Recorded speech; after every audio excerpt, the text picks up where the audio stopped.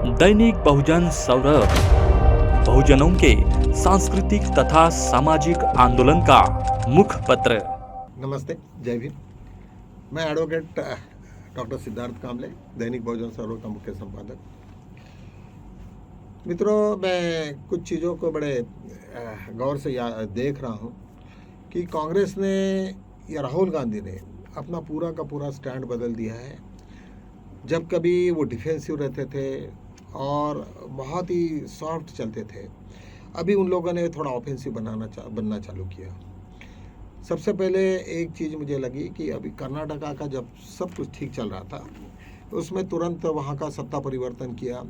और सत्ता परिवर्तन किया है नहीं, लेकिन DK शिव कुमार और सब जो नई टीम को लाए हैं उन्होंने, खड़गे जी के सुपुत्र प्रियंका खड़गे, उनको होम मिनिस्ट्री दिए।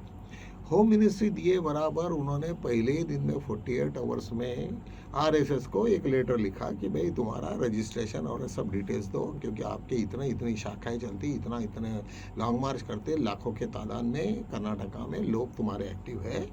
आप ये क्या करते हो, कहाँ से है, कौन सा रजिस्ट्रेशन आपको करना है, तो रजिस्ट्रेशन करना पड़ेगा, ऐसा करके एक लेटर दे दिया। वो लेटर देने के बाद में सब लोगों ने, सबको लगा कि भाई ठीक है, अभी तक दे तो दिया है, लेकिन RSS उसके ऊपर में क्या जवाब देगी करके सब लोग शांति से देख रहे थे। मोहन भागवत ने वो लेटर देखने के बाद में उसको आंसर नहीं दिया, लेकिन एक पब्लिक मीटिंग में आज उन्होंने कहा कि भाई हमें आज तक 100 साल में किसी ने भी ये चीज़ें नहीं मांगी कि आपका रजिस्ट्रेशन हम क्यों दें, हिंदू धर्म का रजिस्ट्रेशन है क्या। ऐसे बेवफा बेवकूफ़ जैसे बातें की उन्होंने, जिसकी वजह से पूरे देश में एक अलग सा माहौल बन गया। उन्होंने लगा कि ये क्या बात कर रहे हैं, जब कॉन्स्टिट्यूशन उनको इंडियन कॉन्स्टिट्यूशन मंजूर नहीं, स्वतंत्रता मंजूर नहीं, फ्लैग मंजूर नहीं, फिर मंजूर क्या है और है कौन वो। अभी ये सब सिचुएशंस में सभी लोगों को भागवत टारगेट बन गए। अभी भागवत ने तो टारगेट तो बन गए अपना खुद को, तो कहा कि नहीं हमें कोई ज़रूरत नहीं, हम ये है, हम गवर्नमेंट से पैसे नहीं लेते। सभी को मालूम है, जब भी कभी कोई रजिस्ट्रेशन और कुछ 10 लोगों का असेंबली भी है तो आपको गवर्नमेंट को बताना पड़ता है। तुमको ग्रांट मिले न मिले, लेकिन आपको डिक्लेरेशन देना पड़ता है। इनकम टैक्स तुम भरे ना भरे, लेकिन कम से कम 80 फॉर्म तुमको भरना पड़ता है, ATG का। तो ये हमारे देश का एक रूल है और उसके बगैर होता नहीं। अभी ये सिचुएशन उन्होंने तो 1 महीने के अंदर में जवाब भी मांगा है, और अभी ये जवाब तो इस तरीक़ा से दिया जिसकी वजह से सब के सब हंस पड़े कि ये क्या बेवकूफ़ आदमी है भागवत जी, इस तरीक़ा से ये जवाब दे रहे हैं। इसका ही मतलब है कि 1 महीने के अंदर में उसके जितने भी लोग हैं उनको सबको सस्पेंड करेंगे या टर्मिनेट करेंगे या उसके सब प्रॉपर्टीज़ को सीज करेंगे, या पुलिस को डायरेक्शंस देंगे कि जो भी आदमी इस तरीक़ा से कोई एक्टिविटीज़, संदिग्ध एक्टिविटीज़ करते होंगे तो उसको तुरंत जेल में डालो। ऐसे टाइप का यदि यार कोई सिचुएशन आ जाता तो RSS कौन से हालत में रहेगी और किस तरीक़ा से होगा, यही नहीं तो जितने भी वहाँ पे बैंक के अकाउंट्स में उनके पैसे होंगे, यही नहीं तो छोटे कोऑपरेटिव बैंक वगैरह उन्हीं के लोगों के हैं। और वहाँ पे जितना भी पैसा है, गवर्नमेंट को पूरी पावर है कि हर आदमी का वहाँ पे अकाउंट चेक करे, और जब उनको लगे कि संदिग्ध अकाउंट्स है तो वहाँ से पूरे के पूरे पैसे सीज कर सकते हैं। ये सब सिचुएशन यदि वो आ जाए तो फिर क्या होगा। और यही नहीं तो ऑल ओवर इंडिया में वो कह सकते हैं कि भाई इनका रजिस्ट्रेशन नहीं, हम स्टेट में बैन कर दें, और पूरा साउथ यदि इस तरीक़ा से बैन करे तो क्या हालत होगी। जो आज इतने शिखर पे चढ़े हुए हैं, एक दिन में सब नीचे आ जाएंगे। यही नहीं तो इंटरनेशनल लेवल में वो कहेंगे कि भाई एक स्टेट में तो उन्होंने बैन कर दिया, फिर बाद में क्या हुआ, स्टेट को तो अलग उनकी पावर है, सेंट्रल तो नहीं बोल सकता कि तुम उसको अलाउ करो या मत अलाउ करो। वो कहे कि भाई तुम कोर्ट में जाओ ना, हाई कोर्ट में जाइए, अभी सुप्रीम कोर्ट में जाइए कि भाई हमारा रजिस्ट्रेशन नहीं, हम इनकम टैक्स नहीं पे करेंगे, लेकिन इसके पश्चात भी हम लोगों का अस्तित्व कायम रहेगा। इस तरीक़ा से नहीं चलता अपने देश में, और ऐसा हुआ तो मुझे लगता है कि खड़गे जी, और मुझे कहने का यही है कि राहुल गांधी ने इस तरीक़ा से अभी जो गेम चालू कर दिया कि पूरा अटैकिंग करो। और अभी कल राहुल गांधी का 17 को कोटा में एक बहुत बड़ा चेंजी के साथ में एक प्रदर्शन है। शायद हो सकता है कि वो बहुत बड़ा एक प्रदर्शन अपने आप में बड़ा हो जाएगा, और सेकेंडली वो प्रदर्शन के नतीजे भी बहुत ये हो गए, लेकिन उनको लग रहा है कि अभी ऑफेंसिव हो गए बगैर होगा नहीं। और जितना भी तुम ऑफेंसिव जितने होने चालू हो गए तो BJP वाले भाग जाएंगे, क्योंकि वो डंडे से डरते हैं और लोगों से डरते हैं। तो निश्चित रूप से मुझे ऐसा लगता है कि कांग्रेस ने बहुत अपनी स्ट्रेटेजी बना ली है, और वो चाहते हैं कि ये गवर्नमेंट को किसी भी हालत में अभी टॉपल करने की ज़रूरत है। जिस तरीक़ा से अभी नागपुर में आज ही एक बहुत बड़ी ये खबर है कि कॉकरोच जनता पार्टी के जो ये है अभिजीत दिप्टे, आज उनका काफ़ी यहाँ हुआ, लेकिन उससे ज़्यादा एक हैरानी की बात ये थी कि वहाँ पे बड़े पैमाने में सुरक्षा बंदोबस्त थी और नहीं मालूम वो क्यों डरे हैं, और इतनी सुरक्षा की कोई ज़रूरत नहीं थी और इतना पुलिस ने ये करने की भी ज़रूरत नहीं थी। और वहाँ पे सत्यपाल महाराज का भाषण हुआ, एक ओबीसी का फिगर, एक बहुत अच्छा ये, और पब्लिक में जिस तरीक़ा से वो छाए रहे, तो निश्चित रूप से मुझे ऐसा लगता है कि वो बहुत बड़ी एक जंग जीते जा रही है। और उन्होंने अपील भी किया अभिजीत दिप्टे ने कि भाई सब के सब आप दिल्ली चलो, दिल्ली से कहीं वापस मत आओ, और हम लोग बिल्कुल उसका ये लेके रहेंगे, उसका इस्तीफा लेके रहेंगे। यदि ये सिचुएशन आता है तो दिल्ली में क्या हालत होगी, इसके बारे में बताना गलत है। उन्होंने कहा हम सब शांतिपूर्ण मार्ग से रहेंगे, हमें कुछ करना नहीं है।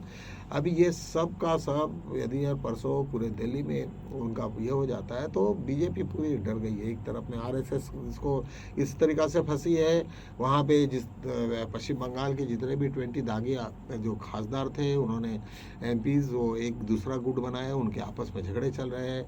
अभी कांग्रेस वाले को, इनको लगता है कि कांग्रेस और तृणमूल कांग्रेस यदि और मिल जाए तो उनका सबका सब रजिस्ट्रेशन भी कैंसिल हो जाएगा। ये सब सिचुएशंस है और चारों तरफ से बीजेपी घेरी हुई है। एक तरफ में अमेरिका का प्रेशर, इंटरनेशनल प्रेशर इस तरीक़ा से, और वो उनके बस की बात नहीं है अभी। और जितना भी आरएसएस के लोग प्राइम मिनिस्टर ऑफिस और जितना भी प्रेसिडेंट ऑफ इंडिया के ऑफिस में बड़े बड़े पोस्ट में बैठे हैं, सबकी पोस्ट हल रही है। यही नहीं तो उनको ये लगता है कि यदि यार गवर्नमेंट गिर जाए तो चीफ इलेक्शन कमीशन से सब लोगों को पकड़ उठा के जेल में ले जाएंगे। और ऐसे सिचुएशन में जितने भी लोग ये सब खेला कर रहे थे आज तक गवर्नमेंट के अगेंस्ट में, तो वो सब के सब डूब जाएंगे। कहीं ना कहीं इनके एक कोई ट्रांसफ़र होंगे, अंडमान निकोबार ऐसे इसमें जाएंगे। ये पहले ही ये जो कम्युनिटी जो आज पोस्ट पे है वहाँ पे, जिसकी ब्यूरोक्रेसी वो बहुत सेंसिबल है, बहुत डरपोक है, उनके पूरी की पूरी फैमिलीज यहाँ रहती है। एक आदमी भी अंडमान निकोबार में पोस्टिंग कर दे तो पूरे के पूरे हल जाएंगे। तो ये सब सिचुएशन जब है देश के सामने में, तो निश्चित रूप से मुझे ऐसा लगता है कि ये सीख लेनी चाहिए कि ये अपन इम्पार्शियल रहो, कोई लेना देना नहीं हमको। हम जिस तरीक़ा से काम कर रहे हैं पर्टिकुलर पार्टी से कोई उनको लेना देना नहीं चाहिए। एक बहुत बड़ी खबर आ गई है कि आज अयोध्या का जो राम मंदिर है, टेम्पल मंदिर, वहाँ पे 200 करोड़ का पूरा घाफा है। वहाँ पे कई जेवराज और कई पैसे, जितने भी लोग थे सब लोगों ने वहाँ पे जो भी नोटा गिनने के इसमें और जो उनके गहने गिनने के इसमें थे वो सब के सब मालामाल हो गए। और 200 करोड़ का वहाँ पे ये है। वहाँ पे ये कहते हैं कि वहाँ पे चंपत सिंह करके, चंपत लाल, वो वहाँ का ट्रस्टी है और वो आरएसएस से जुड़ा हुआ है। और ये सब पूरे सिचुएशन में आरएसएस और बीजेपी ये सब उल्टे सिल्टे रास्ते से पैसा कमाने का और अपने इन लोगों को एमपीज को खरीदने का, करप्ट प्रैक्टिसेस करने का, तो ये सब कभी ना कभी बंद होना पड़ेगा। अभी जिस तरीक़ा से वहाँ पे खेल चल रहा है तो निश्चित रूप से मुझे लगता है कि ऑल ओवर इंडिया में उसके परिणाम बड़े भुगतने पड़ेंगे। और लोगों का जो आस्था है भगवान के ऊपर में चढ़ावा वगैरह देने का वो धीरे धीरे कम हो जाएगा, क्योंकि जिन लोगों ने इतना ये दिया, पैसा दिया है, यही नहीं तो एक तो जगह इतना उन्होंने खेल किया कि जहाँ पे कुछ ट्रस्ट की ज़मीन थी, हालांकि तो बेची नहीं जाती, लेकिन उसका ज़्यादा से ज़्यादा प्राइस 3 करोड़ होना चाहिए, 2.42 वगैरह का ये है, लेकिन उसको वहाँ ट्रस्ट ने 24 करोड़ में खरीदा। मतलब ज़बरदस्ती से इतना पैसा देने का, उसमें से पूरा निकाल लेने का। और ये कैसा होता क्या होता, लोगों को एक बार कोई गलत काम करने से और सत्ता आने से उनको लगता है अपना कोई बाल बाका नहीं कर सकता, लेकिन ये सब निकलना है। लगता है कि ये सिचुएशन जब कैसे है कि जब तक गवर्नमेंट की अभी दिल्ली में सत्ता है बीजेपी की, तब तक तो ये चल रहा है। उसके बाद में जब सत्ता ख़त्म हो जाएगी तो निश्चित रूप से उनको ये सब भुगतना पड़ेगा। ये बात भी उन्होंने ध्यान में रखना चाहिए। एक राहुल गांधी को बहुत बड़ी एक जीत मिली है। आप लोगों को मालूम होगा कि पुणे में वीर सावरकर के पोते ने एक केस डाली थी उनके ऊपर में कि भाई उनको मानहानि का हुआ, क्योंकि राहुल गांधी ने पब्लिक मीटिंग में कहा था कि भाई वीर सावरकर ने तो वो माफ़ी वो ये रहे, उन्होंने तो 10 बार माफ़ी 5-6 बार माफ़ी मांगी थी अंग्रेज़ों को और उसके उसके बाद में उनको छोड़ा गया था। इस तरीक़ा से ये था। ये पुणे के लोग अदालत में वहाँ पे वो चल रहा था, उनका जो पोता है वो उसका पिटिशनर था और उसने खुद ही एडमिट किया कि भाई 10 बार माफ़ी मांगी थी, इस तरीक़ा से हुआ और सब का सब केस ख़राब कर दिया।